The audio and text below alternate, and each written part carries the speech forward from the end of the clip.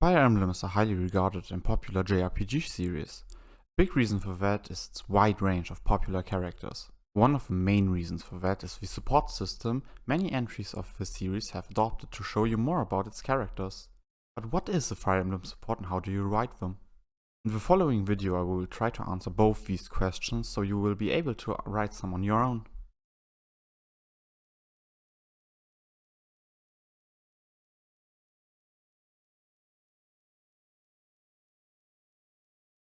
While most of you already know what a Fire Emblem support is, let's quickly go through it with one of my favorite entries of the franchise. Fire Emblem Path of Radiance was the 9th installment of the Fire Emblem series and came out in 2005. In this game, the protagonist Ike goes on a big adventure through the continent of Talios, trying to overthrow the king of the nation, Ashnard. To do this, he assembles an army which he does his journey with. The main way of having the soldiers of your army interact with one another are the aforementioned supports. There you are able to choose some of your actively used units to find out more about them. How they cope with past events, their feelings for one another, or even part of their culture. Of course, not every support is created equal. While some feel like a small skit in a comedy routine, some others feel like actual short stories that vary depending on the events in the story or your playthrough so far, and reveal deep information about the talking characters. These entire conversations are split into 3 parts, C to A, which you unlock over the course of your playthrough. However, not every support is created equal. Depending on their importance in the story, some characters only have 1 support conversation, and some are popular enough to have 7 people interested in them. Their length is very diverse. There are some with less than 500 words, and some with more than 1,000. To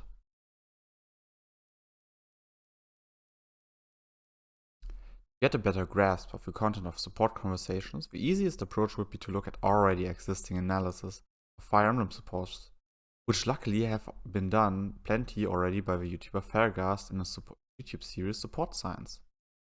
In this ongoing video series, he dissects various Fire Emblem supports from some of the franchise's favorite characters, or he showcases some of his personal favorites for some he finds pretty interesting.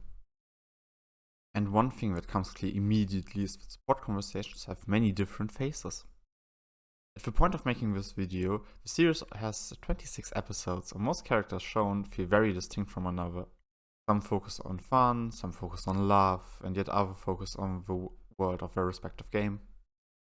Another thing he often talks about is how there are character archetypes, and of course, these games tend to have more than 30 characters, and we're talking about a series that has been going since the start of the 90s.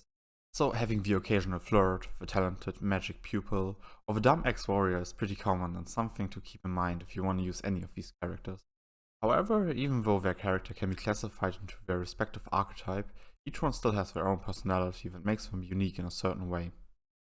The last big thing you will learn from watching Support Science is how there is a change in character you see in each of them after their conversations. Some fall in love, some learn, and some even come clear with themselves or the circumstances. And while this isn't the case for every single character, try to look at the character like growing people over the course of a conversation. To conclude this deeper look into Fire Emblem supports, it's worth mentioning that big thing we can see in every conversation is that it can be separated into 5 different categories: character development, character bonding, character backstory, lore, focus on world building, and comic relief. Keep in mind this does not mean every support does only focus on a single of these aspects. Think of it more as a radar chart, since supports often do multiple things at once.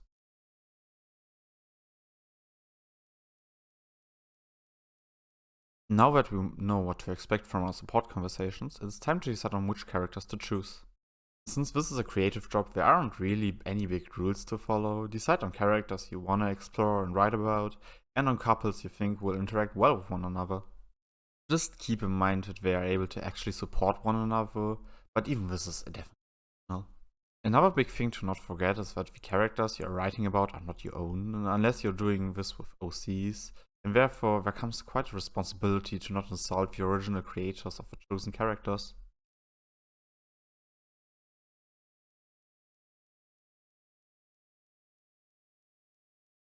Before writing dialogue on the names of these characters, it's time to learn more about them. If you are lucky, you will find already existing characterization of your chosen characters done by someone qualified. However, most of us aren't this lucky, therefore it will be time for some research. where you will learn about how your characters act, think, and talk. Obviously, the needed info often depends on the type of conversation you will be having. There will be some questions that need answering no matter what they will be talking about. Obviously, the needed info often depends on the type of conversation that we will be having. However, there will be some questions that need answering no matter what they will be talking about. Do they speak in long or short sentences? Is their choice of words rather colloquial or professional? How comfortable are they around the conversation partner? And how do they address them? When you are able to answer all these questions, you'll already be on a good way, and this can be made easier or harder depending on the conversation topic. Since now you have a better understanding of the characters, it's time to decide what their conversation should be about. Like choosing your talking people, this again is not something done by theory but creativity. If you want these two to fall in love, they should argue about war tactics and politics. These two fellas should vibe with each other and have a fun time. As long as this is something the respective characters would do, you can answer all these questions with a yes. Be creative and have fun. These are the biggest tips I can give you. However, writing is more than just having an idea and typing words on a screen. It is sadly way harder than that. Learning how to write proper dialogue without looking into proper tutorials is something that only very few people can do. This is why we should try and learn from people whose livelihood is defined by writing. For dialogue, which is basically everything that support conversations are, there's no better place to look at than Robert McKee's book Dialogue, The Art of Verbal Action and for Page, Stage and Screen, that he published in 2016. McKee is a highly acclaimed teacher for writing, and while he focuses more on movies and screenplays, his lessons should be more than palpable for our goal of writing supports. And this book is a monster when it comes to information, and since dissecting everything he talks about would fill hours, I can still give you some nice tips and lessons for him, which is all we should focus about for today. However, I would still advise each and every one of you who is interested in writing to check out his book and give it a read. He's an amazing teacher, and I learned a lot from him. One of the biggest things he advocates, which is admittedly quite self-explanatory, is that many skills won't be taught in a short amount of time, but by reading, watching and hearing a lot of exceptional work. Since many things like, for example, your vocabulary and being able to analyze your own work needs years of experience. Another big thing he focuses on is the use of a smart and proper vocabulary. He himself said, and I quote, "You must transform the images in your character's inner life to the verbiage of author talk. Because of course, a noble talking like a simple villager or a knight talking like a priestess would destroy your image of said character." The last big lesson he taught that I think is important to our end goal is the importance of constraints and limitations. I would go as far as to say his first sentence of his chapter perfectly displays the effect of too much freedom. Constraints, discipline, and limitation inspire stunning creative achievement. Unrestrained freedom, on the other hand, usually ends in a sprawl.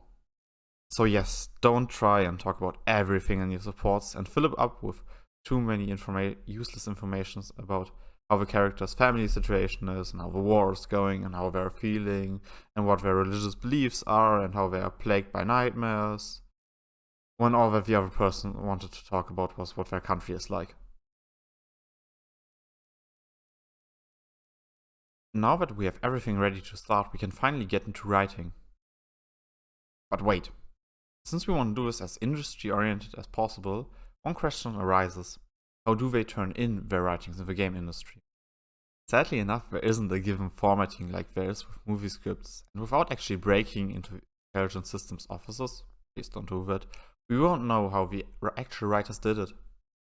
So I asked around to see if anyone from the industry would be down to answer a few of my questions, and thanks to the help of Katie L. Mallon and Sina Gorski, I've been able to find out how game writing is done in the industry, and wow, I expected this to be clearer. To give you the short form, basically every studio does it in their own way, since game writing is needed for various parts of the game, and the dialogue needs to be presented differently than a tooltip, for example. Based on my talks with these two, however, I've been able to deduce that giving each support conversation its own Excel sheet would be the most industry-oriented way of doing things, since that is how we would be best able to split it into different text boxes and show the corresponding character's emotion. And now we are set to go write our own supports, and this is how I did mine. To test everything we learned so far, I wrote my own supports with the rules we learned so far. Since I didn't only want to write one and call it quits, I went out of my way and wrote 4 supports for the game Fire Emblem Radiant Dawn, which never got any supports to begin with. I started by choosing a character that I felt didn't get enough screen time in the game and one I thought would be interesting to explore, Vika. While Tormod and Naysala as support partners, due to their connection with Vika, basically chose themselves, my third choice, Jill, is a bit more out of the ordinary. I decided on her because of her FE9 support with Death, and because I thought they could have an interesting conversation. Now it was time to do research. This partially turned out to be quite a daunting task, because depending on the character I had both FE9 and FE10, or only what I was provided and shown in Radiant Dawn. However, after reading many Path of Radiant supports, story snippets, and a few base conversations, my notes were ready, and it was time to plan out my texts. This was done by categorizing my supports in the aforementioned 5 categories and by defining a general direction. With this as my baseline, I wrote simple outlines that helped me with writing each level of each support. Then I prepared my Excel sheets. Yes, I really wrote this entire thing in Excel. By adding a basic structure and by defining the max length of a text box by a random sentence in Radiant Dawn that filled one out perfectly. Now it was finally time to get into writing, which was greatly helped by my thorough research and planning. Of course, I had some random problems here and there, like what words does Vika use to call Tormod? The answer is boss, by the way. Since choosing the correct words was never easy, but I was luckily able to answer each one of them. After all the writing was done, I added an emotion to each one to emphasize what kind of expression the character should have while saying their line. And then I had it, 4 support conversations that only needed some proofreading, otherwise would be ready to be sent to the quality assurance department. So, let's write down everything important we learned today. Fire Emblem support structure. They are mostly structured the same, so there's no shame in keeping that formula and not reinventing the wheel. Quality over quantity. You don't need a 3-page essay about 10 topics. Normally around 500 words with 1 or maybe 2 topics is more than enough for the characters to talk about. Let your characters change.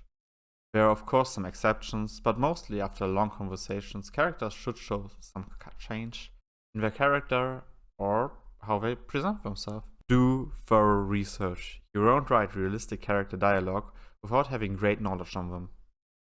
And lastly, don't expect perfection. Most writers need years to hone their skill. You won't be able to learn that in a few.